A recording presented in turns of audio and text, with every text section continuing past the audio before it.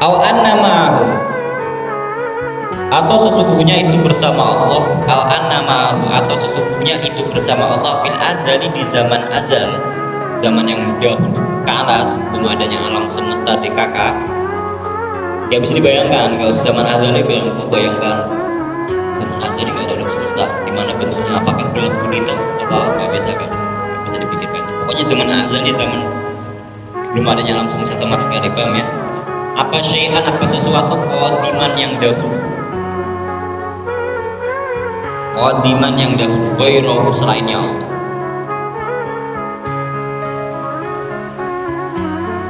Ghairahu selainnya Allah. Atau ada orang meyakini bahwa zaman dahulu, zaman qadim, zaman azali, kan Allah itu memiliki sifat apa? Qadim, dahulu. Kalau manusia hadis, perkara yang baru. Alam semesta ini hadis semua, paham ya? Perkara baru. Yang qadim cuma satu, Allah. Sifat-sifatnya Allah qadim semua, paham ya? Kok ada orang berkeyakinan bahwa bukan Allah aja yang qadim, tapi ada yang lain qadim. Nah, ini bisa kafir, paham ya? Pokoknya yang qadim cuma satu, Allah.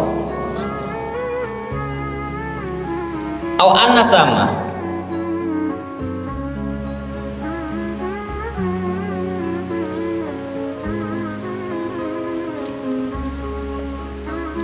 au anna sama, atau sesungguhnya di itu tempat, itu apa ya, balikan domir ini. Au anna sama, atau sesungguhnya di itu azali, azal, maksudnya di zaman azali dulu tuh adanya sonian pencipta, apa sonian pencipta lil alam, terhadap seluruh alam, siwahu selain Allah. Atau ada orang meyakini bahwa ada yang bisa menciptakan selain Allah.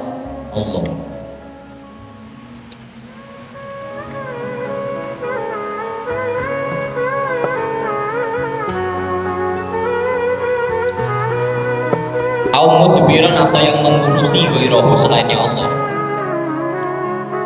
Au mudbiran, atau yang bisa mengurusi ghairahu selainnya Allah. Atau ada orang berkeyakinan bahwa ada selain Allah yang dapat menciptakan alam semesta, ada selain Allah yang dapat mengurusi alam semesta. Nah, ini bisa kafir juga ya. Pokoknya menguasai seluruh alam, merawat dan apapun itu semua, paham ya?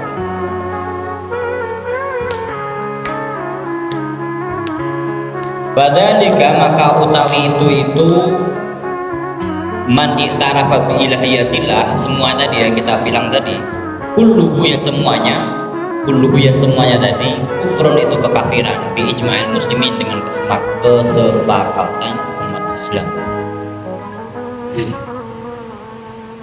bi ijma'il muslimin, dengan kesepakatan umat Islam.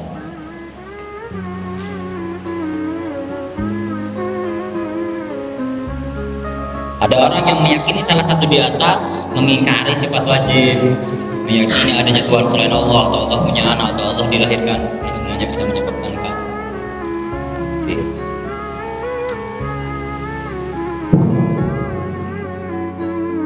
Wakadzalika, dan itu termasuk kekufuran man utawi orang. Wakadzalika, dan itu termasuk kekufuran man utawi orang, idda'a, man utawi orang, idda'a, yang menuduh siapa man mujalasatallahi, pada mujalasa itu duduk bareng, duduk bareng kayak orang-orang biasa diskusi ya, kayak gini duduk bareng. Ada orang meyakini bahwa ada sosok yang bisa duduk bareng, posisinya sama dengan Allah. Ini juga termasuk dari kategori apa? Perkara menyebabkan kekafiran. Paham ya? Ada orang meyakini bahwa ada sosok yang dapat bersama dengan Allah, duduk bareng dengan Allah, maksudnya dekat dengan Allah, duduk bareng ya. Wal uruju, dan naik ilaihi, pada Allah.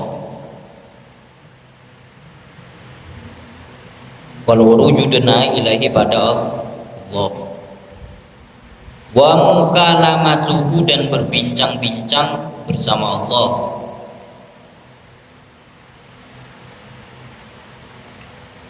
Wa mukalamatahu, dan berbincang-bincang bersama Allah, wa hululahu, atau menyatu dengan Allah, fi ahad au hululahu, atau menyatunya Allah, fi ahadil ashkhasi, di salah satu orang-orang,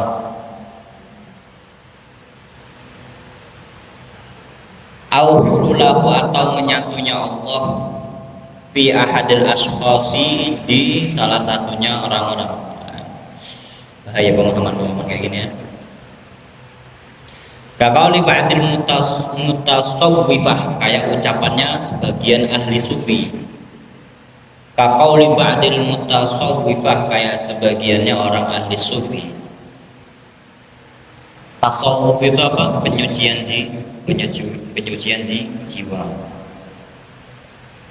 Ya, praktek-praktek supaya kita bisa gimana sih cara mendekatkan diri kepada Allah, gimana gitu ya, tasawuf, penyucian jiwa. Ya kayak kitab kalian Nasaihul Ibad, Ihya Ulumuddin, itu kitab-kitab tasawuf, paham ya, penyucian jiwa.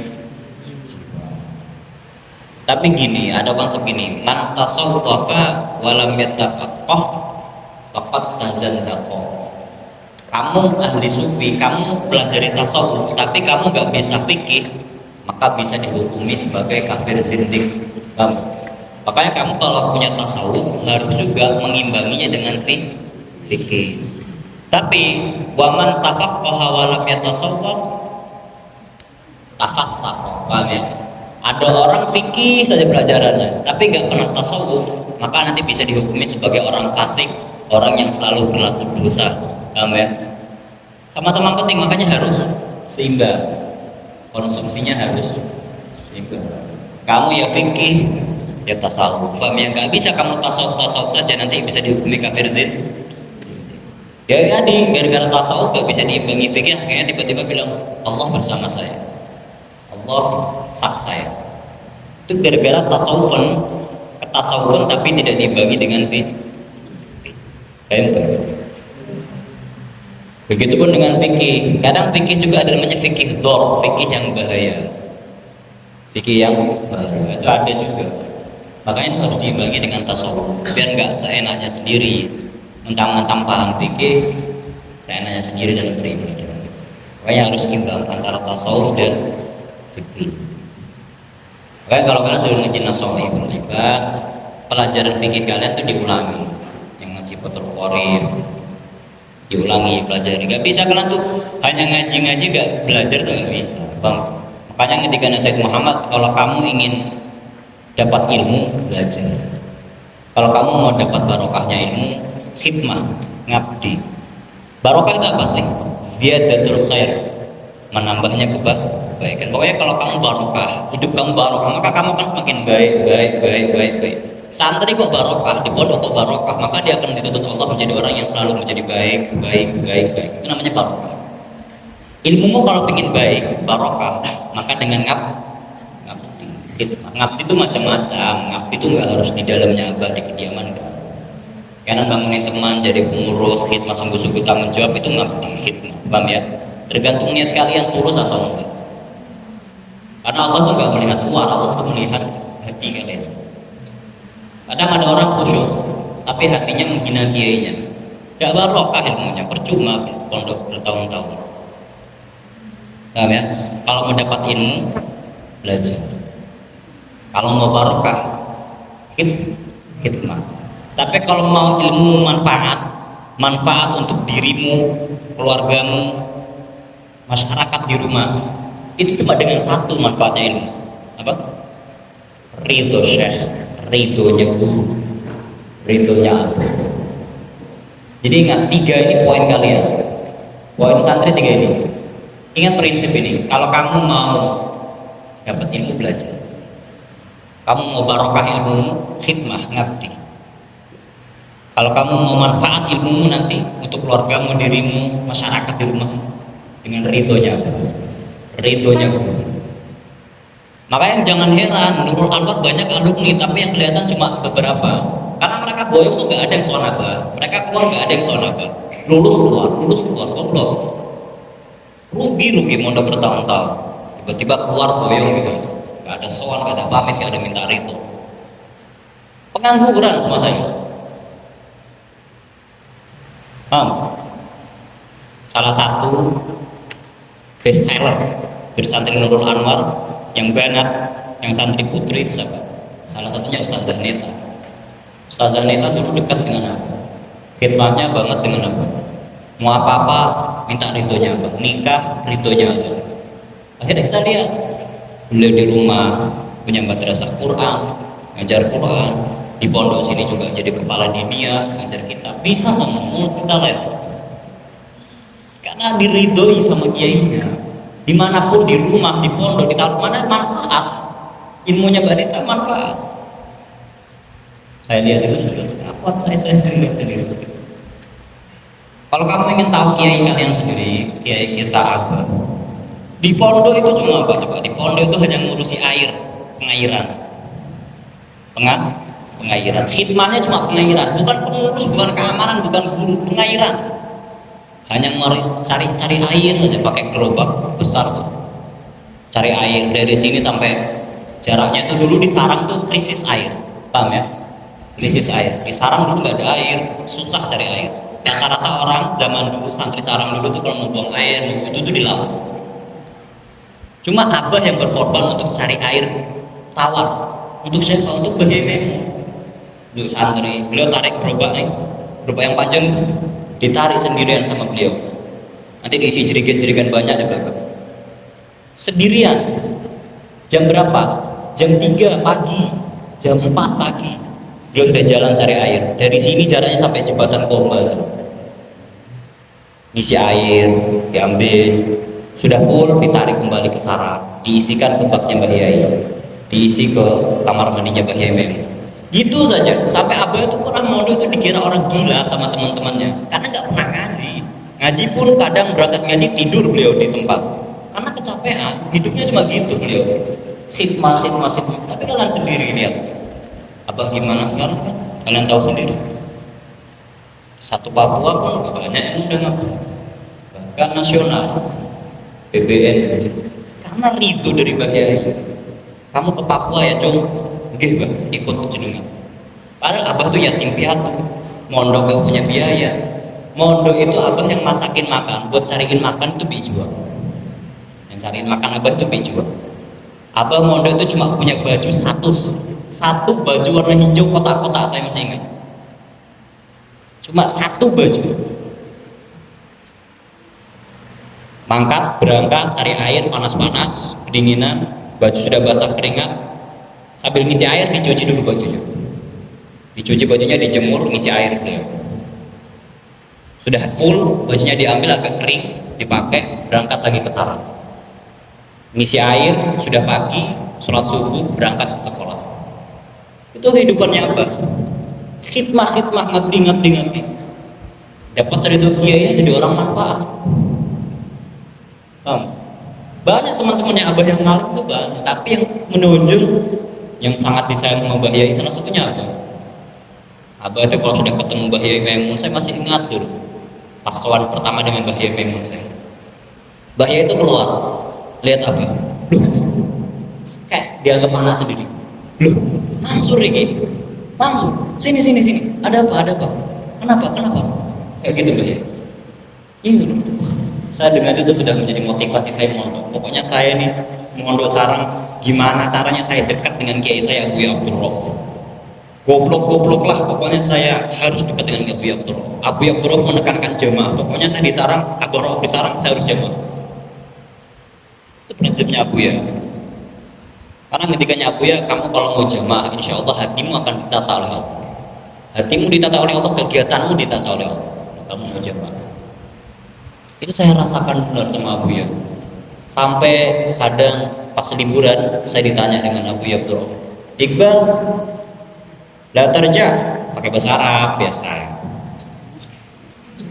Karena DSA dengan terkenal dengan bahasa Arab. Iqbal, la terja, nggak pulang? La Abuya, ana fil ma'ad. Keren. Enggak Abuya, saya di pondok. Tayyib, mulazamah lil jamaah, istiqomah jamaahnya ya. Insyaallah Abuya. Itu liburan. Pokoknya saya punya persepsi kalau abah disarang saya jangan sampai keluar liburan. Pokoknya saya harus jamaah. Tapi kalau abah keluar, saya ikut keluar. Oke ya. Nah, akhirnya pas abah tidak, abah ke kediaman, kan beliau kan rumahnya ada yang di Lirboyo. Ya waktu itu beliau tidak itu bahasa Jawa artinya keluar, bahasa halus ya. Lagi keluar ke Lirboyo. Akhirnya saya gara-gara kesempatan liburan, saya ambil kesempatan ini untuk main ke rumah teman saya. Ya tahu sendiri lah, kita main ke rumah teman, isya dia mabar, ayo sholat jamaah, duluan. Ini kalau saya terus-teruskan nggak sholat saya, akhirnya saya sholat sendiri. Akhirnya gara-gara sholat sendiri saya tidur, mimpi aku ya, saya diteriakin, bang, kemana aku biasanya? Akhirnya saya kembali ke desa, sholat jamaah di mimpi di kos saya. Akhirnya dengan mimpi itu saya dinasehati dengan Abu ya bilang gini, orang itu kayak, ada teman saya namanya ya, orang itu kayak ini loh, orangnya tuh kecil tapi rajin jamaah, itu di mimpi. Makanya itu kalian kalau punya ta'aluk hubungan dengan kiai kalian dimanapun dan kapanpun, kalian akan selalu dipantau. Bang, kiai itu gak khawatir kiai itu gak khawatir ditinggal santrinya, itu gak khawatir kiai itu. Cuma yang dikhawatirkan kiai itu gimana nasib santrinya setelah keluar dari pondok ini, dan dikhawatirkan kiai. Nah, kalian harus punya ta'aluk dengan abah dan kiai kalian. Ta'aluk itu banyak ya, dengan cara menjalani perintah, hikmah. Nah, ini sedikit cerita lah motivasi buat kalian supaya semangat. Oke, abah betah mondok kayak gitu tuh betah? Ya enggak, cuma dipaksakan sama beliau. Udah yatim piatu, gak punya biaya, kerja keras kayak gitu. Semua dilalui dengan apa? Bigot dari mata ta'ana, cana luma tatamanna. Seberapa besar usahamu, maka sebesar itulah yang akan kamu peroleh. Bang, bigot dari mata ta'ana, cana luma tatamanna. Ini ngendikan Syekh Ibnu Hajar kalau nggak salah. Sebesar apa usahamu, maka sebesar itulah hasil yang akan kamu peroleh. Itu kayaknya semangat, modalnya semangat. Jangan hanya gara-gara apa kasus sedikit buyung. Kalau belum bisa apa-apa ya jangan buyung. Minimal faktor korek kuasai lah. Fikih. Aduh. Kaqauli ba'dil mutasawwif, seperti ucapannya sebagian ahli sufi wal batiniyah, dan orang ahli batin, wan nasara, dan orang nasrani. Wal batiniyah, dan orang ahli batin, wan nasara, dan orang nasrani. Wan nasara, dan orang nasrani. Aduh, masih banyak deh. Baca aja cepat. Wa kadzalika, dan ikut dihukumi kafir.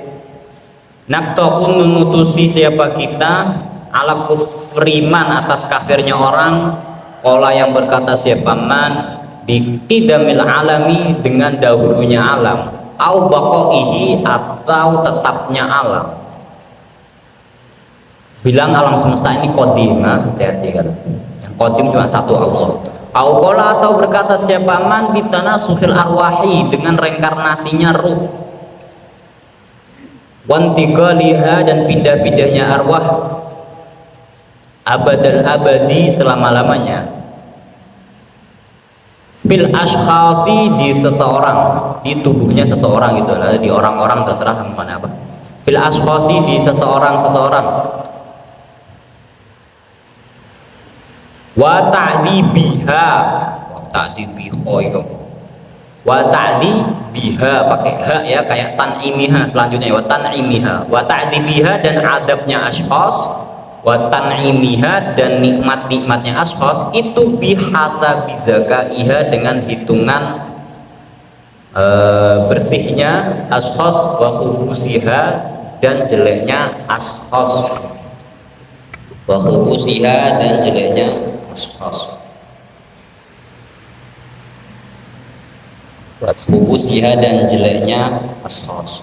Pokoknya gini, kalian harus punya pemahaman ahlus sunnah kayak gini. Tauhid itu gini, Orang masuk neraka itu bukan karena dosa, tapi karena keadilan dari Allah. Paham ya? Keadilan dari Allah. Orang masuk surga itu bukan karena pahala, bukan karena kebaikan, tapi karena fadlu, anugerah dari Allah. Paham ya? Jangan keliru. Orang masuk neraka karena apa? Keadilan Allah. Orang masuk surga karena anugerah Allah. Paham ya? Itu keadilan. Kalau ditanya dalam tauhid, adil itu apa? Adil itu menggunakan haknya sendiri. Paham ya? Menggunakan haknya sendiri. Saya punya ayam.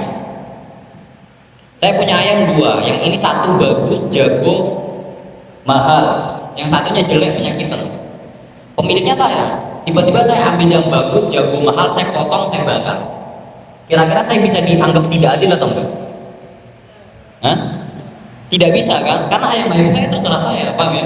Begitupun Allah, mau orang soleh, mau orang jelek, mau orang berdosa maupun orang yang tak berdosa, terserah Allah memasukkan kemana, paham ya? Memasukkan ke neraka, berarti Allah adil, karena adil itu apa? Menggunakan haknya sendiri. Kalau Allah masukkan ke surga, berarti orang ini mendapatkan anugerah dari, paham ya? Ini tauhid, paham ya? Itu karena harus tahu konsepnya. Kalian harus selalu husnudzon, berprasangka baik terhadap Allah. Apapun kejadian kalian husnudzon. Aduh.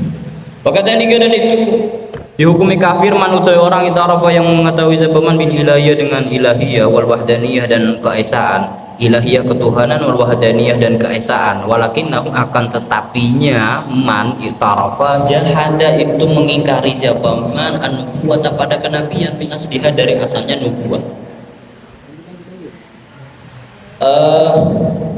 Cepat. Pengen pulang nggak?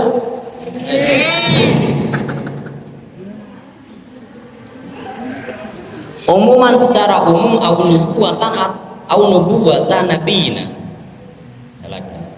Eman nggak dapat mana ya? Wa kadzalika dan itu dihukumi kafir man utawi orang itarafa yang mengetahui atau meyakini siapa man bil ilahiyah dengan ketuhanan wal wahdaniyah dan keesaan. Dia mengakui Allah Tuhan, dia mengakui Allah Esa. Walakinnahu akan tetapi nyaman jahada itu mengingkari an-nubuwata terhadap kenabian. Dia yakin Allah Tuhan, tapi dia nggak mau percaya Nabi. Kafir, paham ya?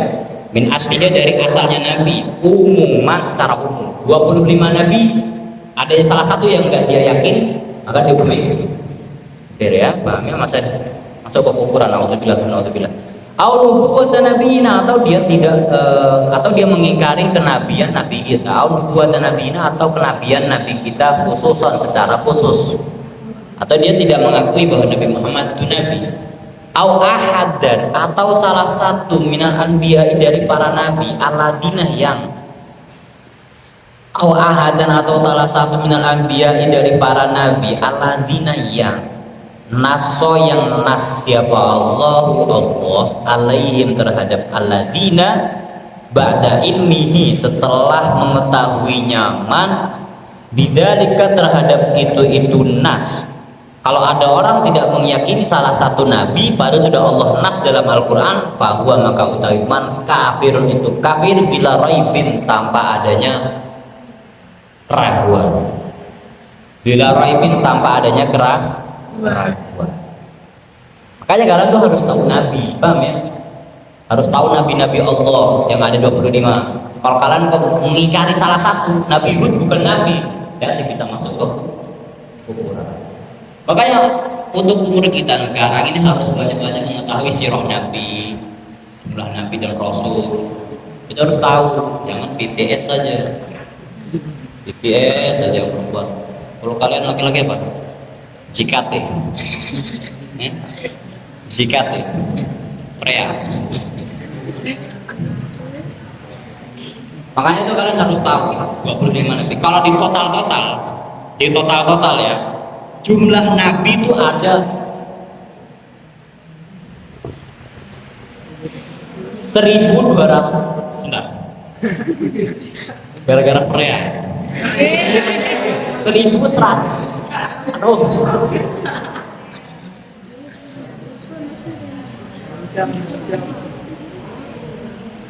Takut mana takut? Kalau jumlah rasul ada 313. Ingat, jumlah rasul secara asal yang aslinya kalau kita ketahui Nabi itu ada 25 yang wajib kita ketahui. Tapi kalau total berapa banyak? Nah, rasul itu ada berapa? 303. Kalau Nabi ada 124.000. Ada aja. Nabi berapa? Jumlah Nabi itu ada 124.000. Rasul 313. Rasul mesti Nabi belum tentu Rasul. Banyak Nabi itu nggak ada 25. Ada Nabi Daniel, ada Nabi Syamun, ada Nabi Dzulqarnain, ada yang mengatakan Nabi, ada yang enggak. Ada Nabi Khidir ya, Nabi Khidir. Ada lagi Nabi Uzair yang diambil Allah 1000 tahun ya, ditidurkan Allah 1000 tahun. Nabi Uzair banyak, gak hanya 25, tapi ada berapa Nabi? 124. Kalau Rasul 303. Lanjut. Wa kadzalika, dan begitu juga dihukumi kafir man utawi orang qala yang berkata siapa man innan nabiyyana, sesungguhnya nabi kita, laisa itu tidak ada, siapa nabina, laisa itu tidak ada,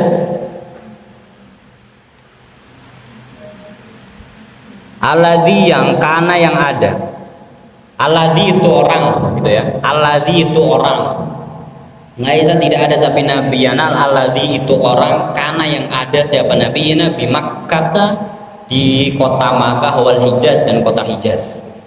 Hijaz Makkah Madinah. Ada orang tahu tentang nabi akhir zaman, tapi dia tidak meyakini bahwa nabi akhir zaman itu nabi yang ada di Mekah sana, bukan Nabi Muhammad. Saya maunya nabi yang ada di Israel, bukan?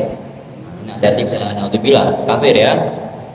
Nabi akhir zaman cuma satu, Nabi Muhammad yang ada di Mekah dan Madinah. Lahir di Mekah, tufiya, wafat di Madinah.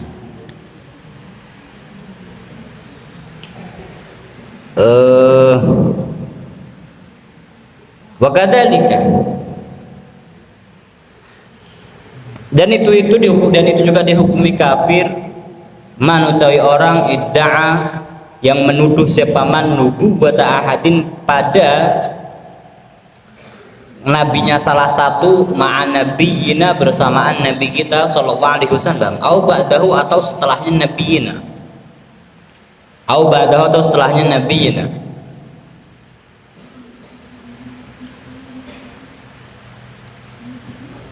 Au man atau orang idda'a yang menuduh siapa man an-nubuwwata pada kenabian di nafsihi pada dirinya ma. Dia mengakui Nabi Muhammad nabi, tapi dia juga mengakui bahwa ada orang juga, ada orang bahasanya gimana ya? Dia mengakui bahwa Nabi Muhammad itu nabi. Oke, aman. Tapi yang masalah itu dia meyakini bahwa ada nabi lain bersama Nabi Muhammad. Ini bahaya ya. Mungkin dia bilang gini, Nabi Muhammad memang nabi, tapi Sayyidina Abu Bakar juga nabi. Bahaya ya, ini pemahaman bahaya. Nabi cuma satu, Nabi Muhammad, Nabi akhir zaman, pemimpin para rasul. Tapi kalau dia meyakini bahwa ada yang lain, nabi yang lain, atau setelah Nabi Muhammad ada nabi, atau dia mengakui bahwa dirinya nabi gitu kan, mengaku-ngaku nabi, ternyata ini bisa menyebabkan kufur. Paham ya? Wakadzalika, dan itu dihukumi kafir man utawi orang idda'a yang menuduh siapa man min gulatil mutasawwifah dari orang hebat ahli sufi, min gulatil mutasawwifah dari orang hebat ahli sufi, annahu sesungguhnya gulah mutasawwifah, annahu sesungguhnya gulah mutasawwifah yuha itu diberi wahyu siapa ilaihi pada gulah mutasawwifah, wa illam yadda'i walaupun tidak ngaku-ngaku siapa gulah mutasawwifah an-nubuwwata pada kenabian. Ada orang mengikrar, dia mengaku bahwa dia mendapatkan wahyu. Paham ya? Ini bisa dihukumi kufur ya, paham ya? Ada orang ngaku-ngaku bahwa dia dapat wahyu dari Allah, walaupun dia gak mengakui bahwa dia nabi. Saya nggak nabi, tapi saya dapat wahyu. Jujur aja terus terang ya, saya dapat wahyu. Tapi saya bukan nabi loh. Tapi saya dapat wahyu. Hati-hati kayak gini ya. Dapat wahyu apa?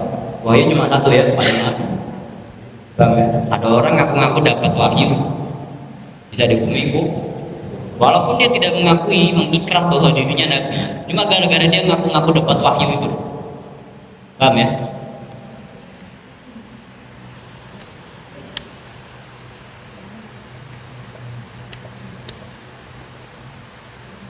Qala berkata siapa Imam Yusuf Al-Ardabili. Qala berkata siapa Imam Yusuf Al-Ardabili fil Anwar, di dalam kitab Anwar. Qala berkata siapa Imam Yusuf Al-Ardabili fil Anwar, di dalam kitab Anwar. Wa yuqta'u, dan diputusi, bitakfiri, wa yuqta'u, dan diputusi apa, bitakfiri kulli qailin, dengan kafirnya setiap orang yang berbicara, bitakfiri kulli qailin, dengan kafirnya setiap orang yang berbicara, qaulan, dengan ucapan, yutawassalu, yang disampaikan, yutawassalu, yang disampaikan apa, bihi, terhadap qaul, apa, bihi, dengan qaul, yutawassalu, yang disampaikan apa, bihi, dengan qaul, ila tadlilil ummati, dia bilang ila tadlilil ummati, sesatnya ummah, wa takfiris sahabah, dan kafirnya sahabat. Ila tadlilil ummati, pada sesatnya umat, wa takfiris sahabah, dan mengkafirkan sahabah. Ada orang bilang bahwa umat Nabi Muhammad sesat, bilang gitu, atau mengkafirkan salah satu sahabat Nabi, maka dihukumi kufur. Hati-hati ya. Wa kullu fa'ilin, wa kulli fa'ilin, dan setiap tingkah, fi'lan, wa kulli fi'lin, dan setiap tingkah, fi'lan, ya tingkah, fi'lan, tingkah, la yasdu. Kok gini sih redaksinya?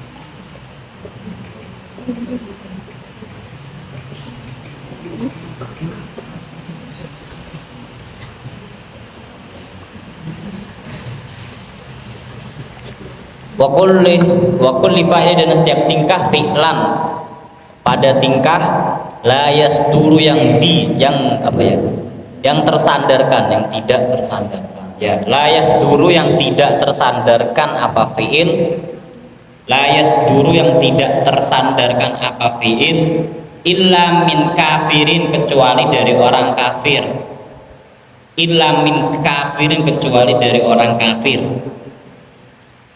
Kasujudi, kayak sujud, lisolibi, pada salib, awin hari, atau api, atau orang melakukan tindakan yang sama seperti orang kafir. Paham ya? Contohnya apa? Sujud pada salib, sujud kepada api, walaupun tidak ada keyakinan menuhankan, tapi dia gara-gara main-main sujud seperti ini. Paham ya? Jadi ya, saya bisa dihukumi kufur. Sujud, ikut-ikut loh, sujud. Makanya Mbah Hashim nggak mau dulu tunduk kepada matahari, ikut Jepang nggak mau, karena ada tindakan kufur. Apalagi zaman sekarang, saya nanya sendiri, main sujud-sujud aja ya, sujud kepada apa? Nah, kayak konten-konten gitu loh. Hati-hati ya, sujud itu, sujud ke salib atau sujud ke matahari, ya bisa dihukumi kufur. Pokoknya gini, ada konsep hadis gini, man tasyabbaha biqaumin fahuwa minhum, barang siapa yang menyerupai suatu kaum, maka dia termasuk dari golongan kaum tersebut. Kan? Man tasyabbaha biqaumin fahuwa minhum, barang siapa yang menyerupai suatu kaum, maka dia dihukumi termasuk golongan kaum tersebut. Makanya ulama-ulama kita itu nggak ada yang menghalalkan kita pakai baju sinterklas, pakai baju ikut Natal, mengucapkan Natal, ini nggak boleh sama ulama. Paham ya? Karena kalau ikut golongan mereka, kok termasuk golongan mereka. Makanya ulama-ulama kita nggak mau ikut-ikutin, pakai baju sinterklas, pakai topi kerucut pas ulang tahun. Paham? topik kerucut tuh pas ulang tahun. Karena makan di rumah kalau adik kalian ulang tahun, ponakan kalian ulang tahun, nggak usah buat-buat. Boleh sih, maksudnya kalian syukuran, bikinkan kue boleh. Cuma nggak usah ikut-ikut ajaran orang barat itu yang pakai topik kerucut. Kalian tahu filosofinya apa? Dulu pas pembantian bukan Konstantinopel, Spanyol, Andalusia. Dulu di Andalusia, Spanyol, ketika umat Islam sudah kuasai di situ, datang satu ratu kafir, agamanya ya Nasrani. Ratu itu tuh bantai seluruh umat Islam yang ada di Andalusia. Dibantai semua. Umat Islam yang ada di Andalusia diberi pilihan. Kamu keluar dari Andalusia atau kamu murtad. Umat Islam yang ada di Andalusia. Sama ratu itu bilang gini, saya lupa nama ratunya. Keluar dari Andalusia atau murtad? Ada sebagian yang keluar, rata-rata keluar. Ada yang murtad. Alhamdulillah. Murtad dari agama Islam. Supaya bisa tinggal di Andalusia, kamu harus murtad dari agama Islam. Nah, orang-orang yang murtad ini sama ratu dikasih identitas, yaitu berupa topi kerucut. Paham ya? Orang-orang Islam yang murtad di Andalusia dikasih identitas supaya apa? Pakai topi kerucut. Paham ya? Maka kalau ditanya filosofi topi kerucut, yaitu murtadnya orang-orang Islam di Andalusia. Topi kerucut itu yang bisa buat ulang tahun. Alhamdulillah ya. Bagi orang yang tahu, kalau nggak tahu ya mau dihukumi apa, nggak tahu, ikut ngetren saja. Awil masyi atau berjalan ilal kanais, ke gereja-gereja, ya tempat ibadah itu ya.